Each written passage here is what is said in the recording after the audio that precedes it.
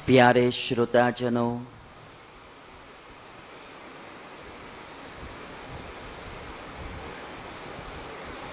श्री स्वामीनारायण सत्संग समाज धनबाद द्वारा आयोजित श्री स्वामीनारायण मंदिर में विराजित भगवान श्री घनश्याम महाराज का 30वां पाटोत्सव हम मना रहे हैं।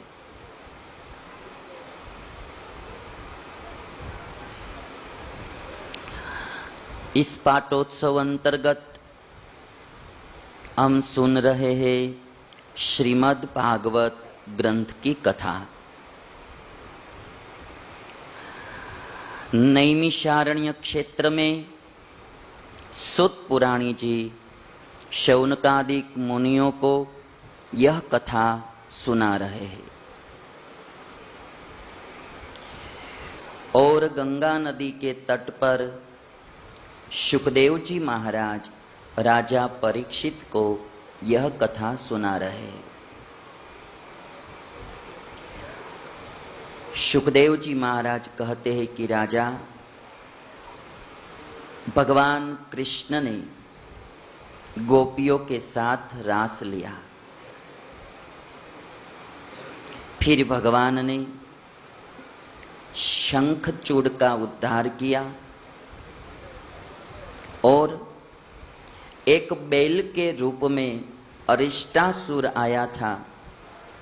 भगवान कृष्ण ने उसका सींग उखाड़कर उसी सींग से अरिष्टासुर का संहार किया। जब अरिष्टासुर को भगवान ने मारा, तब नारद जी ने कंस के पास जाकर कहा कि हे कंस, तुमने देवकी के 8वें बालक को जो मारा,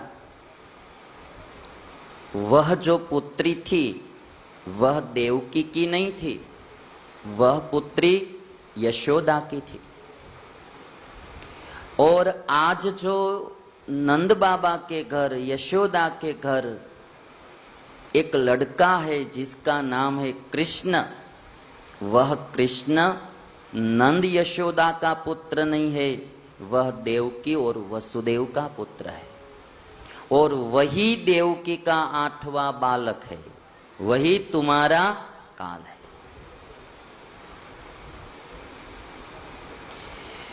नारद जी ने पोल खोल दिया, जो राज था वो खुला कर दिया। नारद जी ने कंस से बताया, यशोदाया सुताम कन्याम देवक्या कृष्णमेव च निशम्य तद्भोजपतिः कोपात् प्रचलितेन्द्रियः। जब नारद जी ने इतना बताया तो कंस क्रोधान्वित हो गया और वसुदेव तथा देवकी को फिर से कारागृह में कैद कर लिया। केशी नाम के असुर को कहा कि जाओ तुम कृष्ण को मार डालो। चारुण आदि मल्लों को कहा कि तुम मल्लयुद्ध की तैयारी करो, कृष्ण को हम मथुरा बुलाएंगे और मल्लयुद्ध द्वारा मार देंगे। महावत को कहा कि तुम कुवलियापीड नाम के हाथी को तैयार रखो। अब जब कंस को पता चला कि मेरा काल देवकी का 8वां बालक नंद और यशोदा के घर है, तब उनको मारने के लिए कंस सब तैयारी करने लगा। अक्रूर जी को बुलाया और कहा कि हे अक्रूर जी, आप वृंदावन जाओ और कंस बलराम को इधर बुला के लाओ। हम इधर मार डालेंगे। अक्रूर जी ने मन में सोचा कि मनोरथ तो सब करते हैं, किंतु मनोरथ पूरा करना या न करना वो तो ऊपर वाले के हाथ की बात है। मनोरथ माने क्या? मनसः रथः इति मनोरथः। मन का रथ बनाकर हम दौड़ते ही रहते हैं, मन के द्वारा हम संकल्प करते ही रहते हैं, ऐसा करूंगा, वैसा करूंगा, ऐसा करूंगा, उसको मनोरथ बोलते हैं। किंतु वह मनोरथ पूरा करना या न करना वो ईश्वर के हाथ की बात है। मनोरथान करोत्युच्चैः जनो देवहतानपि युज्यते हर्ष शोकाभ्यां तथाप्याज्ञां करोमि ते। अक्रूर जी कहते हैं कि आप मनोरथ करो, वो पूरा करना न करना ईश्वर के हाथ की बात है। फिर भी आपकी आज्ञा है तो मैं वृंदावन जाऊंगा। यह कथा हमको समझाती है कि बहुत मनोरथ मत करना। ज्यादा मनोरथ कर देते हैं, बाद में पूरे नहीं होते हैं, फिर हम दुखी होते हैं। कभी कभी इंसान अपनी कैपेसिटी के बाहर के मनोरथ कर देते हैं और फिर जब इच्छा अनुसार सब नहीं होता है तो फिर दुखी होता है।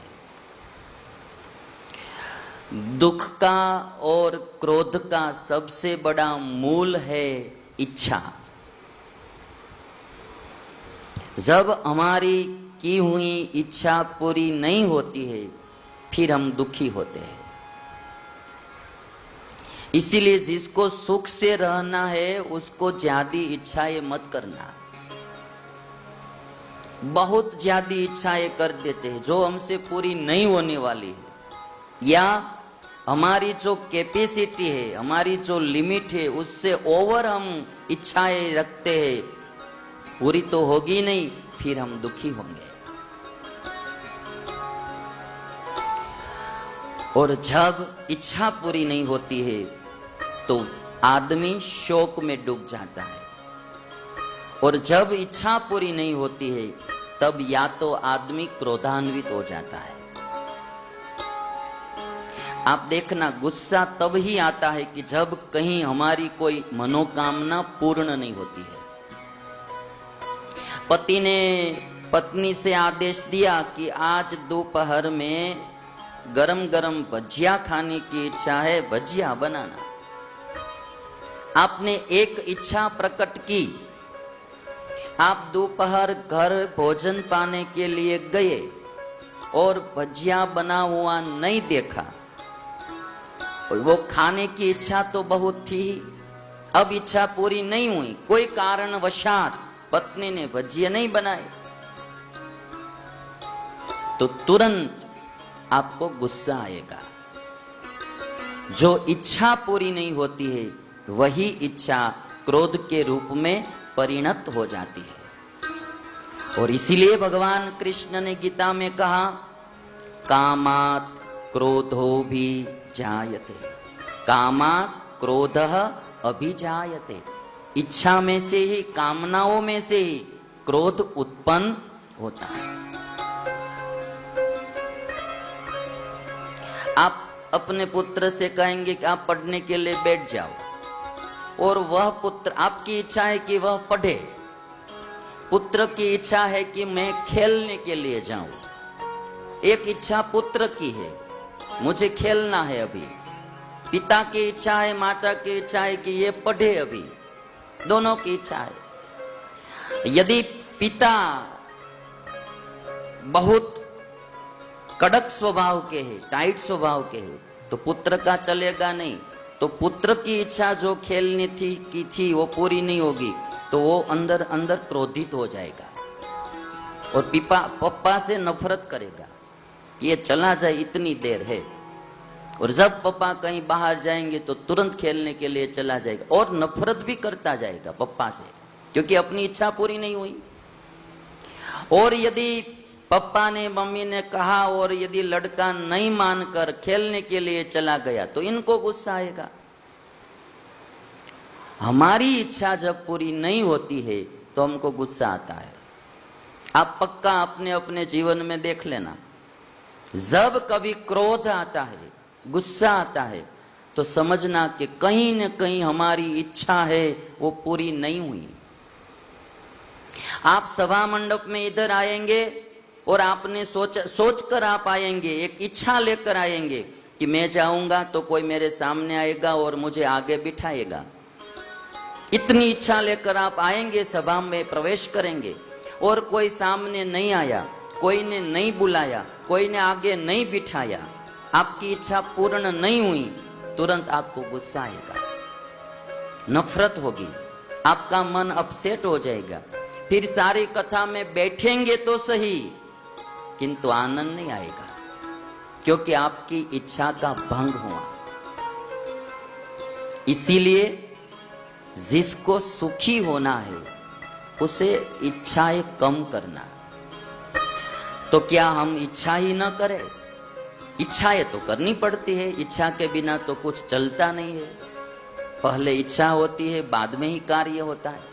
किंतु इच्छाएं ऐसी नॉर्मल रखनी चाहिए कि पूरी हो तो भी ठीक, पूरी न हो तो भी ठीक। इच्छाएं तो करनी चाहिए और हर आदमी इच्छा करता भी है, किंतु वो नॉर्मल रखनी चाहिए। यदि पूरी हो जाए तो ठीक है और न हो जाए तो भी ठीक।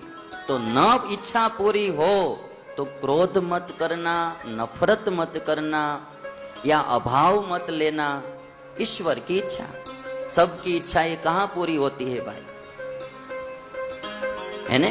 याद रखना, भगवान ने यहां आकर हमको सिखाने के लिए ही तो जीवन जिया। राम को दूसरे दिन गद्दी पर, राजगद्दी पर बैठना था और वन में जाना पड़ा। तो हमको याद रखना कि राम की भी इच्छा पूरी नहीं हुई तो हम कौन सी वाड़ी की मूली, हमारी इच्छा कहां से पूरी होगी? तो नॉर्मल हो जाएंगे हम। और इसीलिए आज अक्रूर जी कहते हैं, मन ही मन सोचते हैं कि है कंस, मनोरथ तो सब करते हैं, किंतु पूरा होना न होना वो तो ईश्वर के हाथ की बात है। इसलिए जिसको सुख से चैन से जीना है उसे इच्छाएं कम करना, उसे क्रोध कम करना और जब तक हो सके तब तक नफरत कम करना। कोई हमारा माने, कोई हमारा न माने, कोई हमारी इच्छानुसार रहे, कोई हमारी इच्छानुसार ना भी रहे, तो हमें दुख मत लगाना। बहुत इच्छा करेंगे, बहुत दुखी होंगे। जितनी हम टाइट इच्छा करेंगे उतने हम ज्यादा दुखी होंगे। टप्पू नाम का लड़का स्कूल में पढ़ता था, तो शिक्षक ने एक दिन पूछा कि टप्पू तुमको पढ़कर क्या बनना है? तो टप्पू कहता है कि मुझे या तो डॉक्टर बनना है, या तो एक्टर बनना है, या तो क्रिकेटर बनना है। 3 मनोकामना थी टप्पू की, डॉक्टर, एक्टर या क्रिकेटर। ये 3 धंधे ऐसे हैं ना, इन तीनों धंधा का जो नाम है ना उसके पीछे टर आता है। डॉक्टर, क्रिकेटर, एक्टर, पीछे टर आता है। तीनों में समानता है और तीनों धंधे ऐसे है कि पैसे वाले बना देंगे आपको। एक बार डॉक्टर बन जाता है तो फिर पैसा ही पैसा, अंत तो गत्वा ग्लूकोज की बोतल चढ़ाकर भी वो पैसा वाला होगा। झूठे ऑपरेशन करके भी वो पैसा वाला होगा। क्रिकेटर की तो बात ही मत सोचो, मैच फिक्सिंग कर देगा। और एक्टर को तो आप जानते ही है, टप्पू के मनोरथ बहुत उच्च कक्षा के थे। डॉक्टर बनना, क्रिकेटर बनना, एक्टर बनना। अपनी कैपेसिटी तो इतनी थी नहीं, नॉलेज इतना नहीं था, याददाश्त इतनी नहीं थी, फिर भी बहुत बड़ा मनोरथ कर लिया। यही प्रॉब्लम समाज में भी होता है। लड़के की कोई कैपेसिटी नहीं है, फिर भी माता पिता इच्छा रखते हैं हमारे लड़के को इंजीनियर बनाना है, डॉक्टर बनाना है। आपको देखना चाहिए कि इसका ज्ञान कितना है, इसकी याददाश्त कितनी है, इसको पढ़ने में इंटरेस्ट कितना है, वो सब देखकर लाइन चॉइस करनी चाहिए। आप कुछ देखे बिना ले लो साइंस और बनो डॉक्टर, नहीं डॉक्टर भी बनेगा और कहीं और जगह पर भटक जाएगा। बहुत से विद्यार्थियों 12वीं कक्षा पढ़ने के बाद जब अच्छा रिजल्ट नहीं आता है तो आत्महत्याएं करते हैं। ओवर अपेक्षा जिसको बोलते हैं हम, ओवर अपेक्षा। सभी के पास से हमें अपेक्षा भी लिमिट में रखनी चाहिए। ओवर अपेक्षा रखेंगे तो उसका नतीजा अच्छा नहीं आएगा। इनने भी बहुत अपेक्षा रख ली टप्पू ने, डॉक्टर, एक्टर, क्रिकेटर। पढ़ता गया किंतु भाग्य ने साथ नहीं दिया। टप्पू न बना डॉक्टर, न बना क्रिकेटर, न बना एक्टर, बस में कंडक्टर बना। तो टप्पू को एक बात का फिर भी संतोष था कि इसके पीछे भी टर तो आता है, कंडक्टर, इसके पीछे भी डर तो आता। बाद में जब टप्पू बड़ा हो गया, उसकी शादी हुई, तो ससुर ने पूछा टप्पू से कि दामाद जी आपको भेंट में हमारी ओर से क्या चाहिए। टप्पू को तो अब वो टर है ना, वो बहुत प्यारा हो गया था, तो कहने लगा कि ससुर जी कोई ऐसी 3 चीज दीजिए जिसके पीछे टर लगता हो। तो टप्पू ने ऐसा सोचा था कि मेरे ससुर मुझे रहने के लिए क्वार्टर देंगे, रहने के लिए क्वार्टर देंगे, और कहीं बाहर जाने आने के लिए, घूमने के लिए स्कूटर देंगे दूसरी चीज में। और आजकल जमाना एडवांस चल रहा है, तो मेरे ससुर जी तीसरी चीज में मुझे कंप्यूटर देंगे। बड़ा बड़ा गणित था टप्पू का, इच्छाएं बड़ी बड़ी थी। और ससुर जी भी जमाने के थे, प्राचीन जमाने के। तो ससुर ने पीछे टर लगे ऐसी 3 चीजों में पहला दिया स्वेटर। पीछे टर लगता है, तो टप्पू ने स्वेटर देखा तो पसीना से लथपथ हो गया टप्पू। दूसरी चीज में दिया कैलकुलेटर, गिनती किया करो, कैलकुलेटर। और तीसरी चीज में दिया नेल कटर, नख्यू, नाखून काटने के लिए नेल कटर थी। तीनों की कीमत का टोटल लगाया ने तो 260 रुपया हुआ। टप्पू मूर्छा खाकर नीचे गिर पड़ा, बेहोश हो गया। ज्यादा इच्छा या बड़ी इच्छा हम करेंगे तो फिर दुखी ही दुखी होंगे, वो पक्का है। इसीलिए हमारी औकात को देखकर ही हमें इच्छाएं करनी चाहिए, और वह भी नॉर्मल रखनी चाहिए। पूरी हो तो भी ठीक, न हो तो भी ठीक। अक्रूर जी ने कहा कि आप मनोरथ करो, पूरा होगा तो ठीक है। बाद में भगवान कृष्ण ने केशी घोड़ा के रूप में आया हुआ केशी नाम का असुर, उसका वध किया, व्योमासुर का वध किया। और अब अक्रूर जी चले हैं भगवान कृष्ण और बलराम को लेने के लिए। जाते जाते रास्ते में अक्रूर जी सोचते हैं कि आज मैंने कौन सा ऐसा तप किया होगा, कौन सा दान दिया होगा, मैंने कौन सा पुण्य किया होगा कि आज मुझे भगवान कृष्ण का दर्शन होगा। और जब मैं वृंदावन जाऊंगा, कृष्ण और बलराम मेरे सामने आएंगे और मेरा हाथ पकड़कर कृष्ण मुझे चाचा कहकर पुकारेंगे, आज मैं कितना भाग्यशाली हूंगा कि कृष्ण मुझे चाचा कहकर पुकारेंगे। अक्रूर जी आनंद में ही चले जा रहे हैं। शाम को पहुंच गए वृंदावन, नंद और यशोदा के घर। कृष्ण ने स्वागत किया, सब बात पूछी। अक्रूर जी ने कहा कि मामा कंस ने षड्यंत्र रचा है आपको मारने के लिए और हमको मुझको बुलाने के लिए भेजा है। कृष्ण कहते हैं कि चाचा ये बात मुझे कही ठीक है, अब किसी से मत कहना, हम कल आपके साथ आएंगे। दूसरे दिन जब व्रज में गोपियों को पता चला कि नंद बाबा के घर किसी का रथ आया है, तो सब गोपियां बातें करने लगी कि किसका रथ आया है। कोई गोपी कहती है कि ये रथ मथुरा से आया है, क्यों आया है। कोई गोपी कहती है कि ऐसा सुना है कि यह रथ कृष्ण और बलराम को मथुरा ले जाने के लिए आया है। गोपियां परस्पर बातें करती है कि बहिना ऐसी बातें होती है कि आज कृष्ण और बलराम मथुरा जाने वाले हैं। हे बायो व्रज मां वातो रे ये विठाय छे रे। हे बायो व्रज मां वातो रे ये विठाय छे। हे बायो व्रज मां वातो रे ये विठाय छे रे। हे बायो व्रज मां वातो रे ये विठाय छे रे। हे कृष्ण बलराम मथुरा जाय छे रे।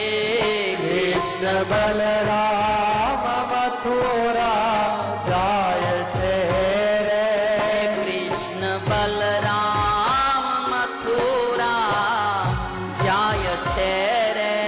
कृष्ण बलराम मथुरा जाय छे रे।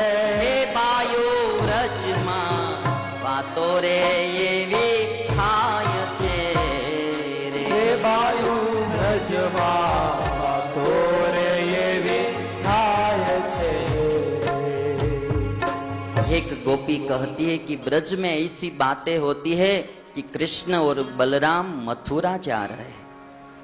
तब गोपियां सब ब्रह्मा जी को दोष देने लगी कि रे ब्रह्मा, हमारी अच्छी तरह से बनी हुई जोड़ी को तोड़ने के लिए तू तैयार हुआ। अभी तो हमारी और कृष्ण की जोड़ी ऐसे ही जमी थी, तुम तोड़ने के लिए तैयार हो गया। तुझे हम क्या कहे। जब कोई हमारी प्यारी व्यक्ति को हमसे छीन लेते हैं तो अच्छा तो नहीं लगता है। और बाद में गोपियां अक्रूर जी को दोष देने लगी कि हे अक्रूर, यदुकुल में बहुत से बुढ़े मर गए, तुम अभी तक जिंदा क्यों रहा। हमारा कृष्ण छीनने के लिए आ गया। तुम्हारा नाम तो अक्रूर है, किंतु तेरा जैसा क्रूर दूसरा कौन हो सकता है। तेरा नाम अक्रूर है, किंतु तू क्रूर है। हमारा कृष्ण छीनने के लिए आया। बाद में सब गोपियों ने निश्चित कर लिया कि भगवान का रथ जब चले तो हम रास्ते में ही खड़ी हो जाएंगे और कृष्ण का रथ को रोक लेंगे। सब गोपियां रास्ते में खड़ी हो गई। कृष्ण का रथ जैसे ही शुरू हुआ चलने के, भगवान ने सोचा कि गोपियां जाने नहीं देंगी। भगवान ने कहा कि एक बार मैं जरूर मिलूंगा, अब मुझे जाने दीजिए। और जब भगवान की मर्जी देखी जाने की, गोपियां रास्ते से हट गई। भगवान स्वामी नारायण ने वचनामृत में कहा कि प्रीति का लक्षण यही है कि अपने प्रियतम की मर्जी के अनुसार रहना, वही सच्ची प्रीति कहलाती। किसी को किसी के साथ प्रीति है तो उसका सच्चा लक्षण यही है कि उसकी मर्जी में रहना, वही प्रीति का लक्षण है। यदि एक पत्नी को अपने पति से प्रीति है तो उसका सही लक्षण यही है कि पति के मर्जी के अनुरूप रहना, चाहे उसकी मर्जी में रहने में दुख भी आए फिर भी मर्जी के अनुसार रहे तो वही सच्ची प्रीति है। और वैसे ही पति को पत्नी में, माता पिता को पुत्र में, पुत्र को माता पिता में, प्रीति का लक्षण यही है, उसकी मर्जी के अनुसार रहना। वह सुखी होना चाहिए। राग और प्रेम दोनों में बहुत डिफरेंस है। किसी को किसी के में राग है, आसक्ति है, वासना है, तो उसका मतलब यही रहेगा कि उससे मैं सुखी हूं, उससे मुझे सुख मिले। राग का यही लक्षण है। उसका जो कुछ होना है वो हो, मुझे उससे सुख मिलना चाहिए। और प्रीति का, स्नेह का, प्रेम का लक्षण यह है कि मुझे चाहे इतना दुख आए, मुझसे वह सुखी होना चाहिए। स्नेह और राग में यह डिफरेंस है। आसक्ति है तो सुख पाने की भावना रहती है, और प्रीति है तो सुख देने की भावना रहती है। आज गोपियों को कृष्ण में आसक्ति नहीं थी, गोपियों को कृष्ण में प्रीति थी। तो कृष्ण की मर्जी देखी जाने की तो रास्ते से हट गई। और कहा गया है कि वृंदावन से मथुरा कोई दूर नहीं था, फिर भी कृष्ण की मर्जी के बिना गोपियां कभी भी मथुरा भी नहीं गई। यही प्रीति का लक्षण है जो भगवान स्वामीनारायण ने भी वचनामृत में लिखा है। गोपियां दूर हो गई, भगवान का रथ चलने लगा। गोपियां ऐसे ही भगवान के रथ को देखती रही। रथ दिखाई देना बंद हो गया, तब रथ से ऊपर उठने वाली जो धुल्ली दिखाई देती थी, धुल्ली को देखती रही गोपियां। जब धुल्ली भी देखने को नहीं आई, तब गोपियां मूर्छित होकर जमीन पर गिर पड़ी। और जब सुध आई तब अपने अपने घर गई, और फिर सब शोक करने लगी कि अब हमारा माखन कृष्ण के अलावा कौन खाएगा, अब हमारा दही कौन खाएगा। जब वो खाने के लिए आता था तो हम चोर चोर कहती थी, और आज अब कृष्ण चला गया, अब हमारा माखन कौन खाएगा। सुखदेव जी महाराज कहते हैं कि राजा अक्रूर जी रथ लेकर मथुरा आए। एक उपवन में भगवान कृष्ण, नंद बाबा, सब गोप का निवास किया। अक्रूर जी ने कहा कि प्रभु आप हमारे घर आए। कृष्ण कहते हैं कि मामा को मारने के बाद आऊंगा। उपवन में ठहरे। दूसरे दिन कृष्ण कहते हैं नंद बाबा से, बाबा हम मथुरा नगर देख के आ जाए। नंद बाबा कहते कि बेटा देखो, ये छोटा सा कोई गोकुल जैसा गांव नहीं है, ये बड़ा नगर है।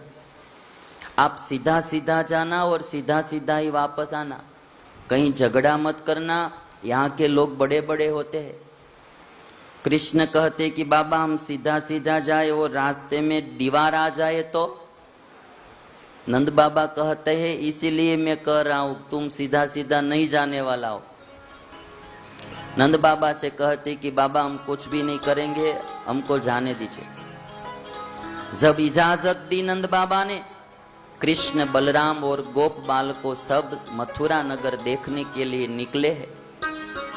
बरसों से कृष्ण के दर्शन की लालायित जो नारियां थी मथुरा की, आज अटारियों पर चढ़कर कृष्ण का दर्शन करने लगी है। कृष्ण का दर्शन पाकर आज मथुरा नगरी भी पावन हो गई है। भगवान कृष्ण और बलराम और सब गोप बालकों चल रहे हैं। सामने से कंस का एक धोबी आ रहा था। कंस के परिवार के कपड़े धोए हुए थे, एक पोटली में बांधा हुआ था।